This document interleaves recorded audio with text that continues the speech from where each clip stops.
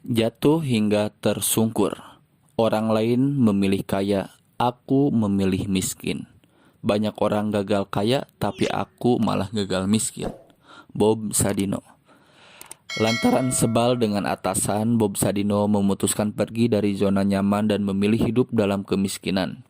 Bersama Soelami Sujod, calon istrinya, seorang karyawan Bank Indonesia di Amerika Serikat, Bob pulang ke Indonesia untuk menikah.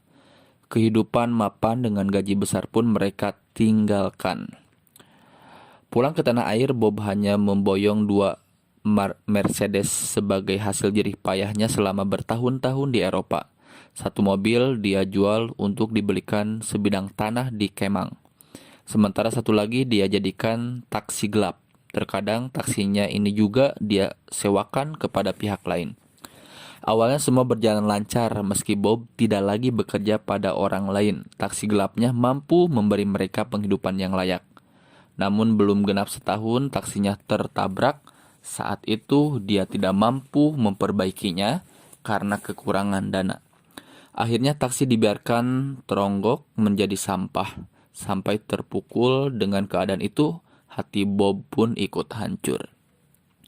Andai Bob mengizinkan istrinya kembali bekerja, sebenarnya keluarga ini tak perlu pusing soal penghasilan. Pengalaman sang istri sebagai karyawan Bank Indonesia di Amerika tentu bisa dipakai untuk melamar kerja di Indonesia. Namun Bob tetap bersikeras, tidak mau istrinya bekerja.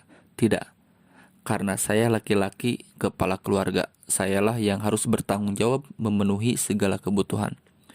Kerasnya kehidupan akibat keberaniannya terjun ke lubang kemiskinan terus berlanjut. Setelah taksi dan hatinya hancur, Bob harus menyambung hidup keluarganya dengan pekerjaan apa saja.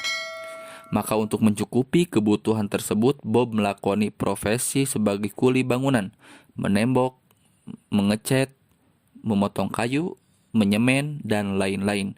Ia lakukan walau tak punya keahlian. Meski hanya mendapat upah Rp100 setiap minggunya, Bob tetap berusaha. Alhamdulillah, setiap minggu saya mendapatkan upah 100.000.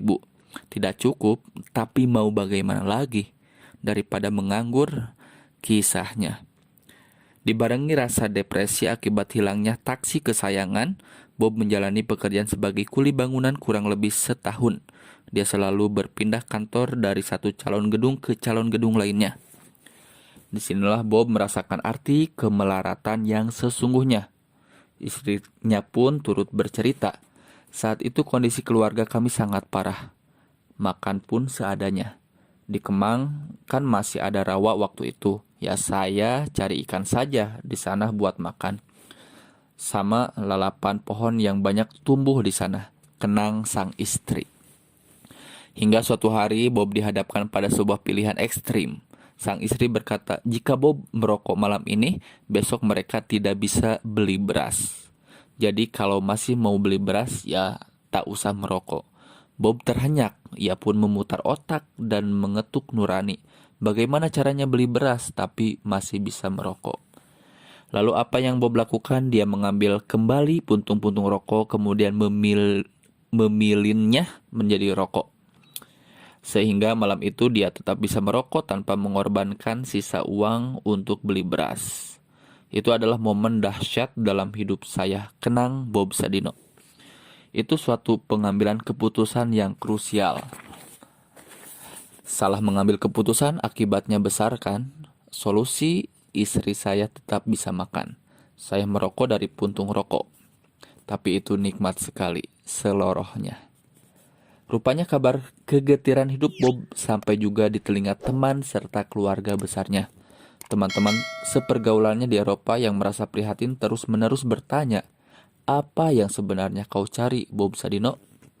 Sementara itu kakak-kakaknya yang hidup berkecukupan merasa gerah dan memaksakan bantuan.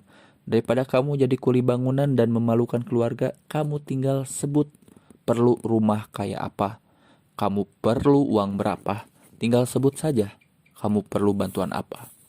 Namun Bob menjawab dengan tegas, satu-satunya bantuan yang saya perlukan adalah jangan bantu saya. Dia menyatakan sikap dengan penuh kesadaran untuk tetap hidup bebas tanpa pengaruh dan kendali siapapun. Bob merasa dia sudah terlampau lama hidup dalam kenyamanan, mulai dari orang tua hingga saudara-saudaranya terlalu memanjakan dirinya. Itulah alasan Bob tidak mau menerima bantuan mereka.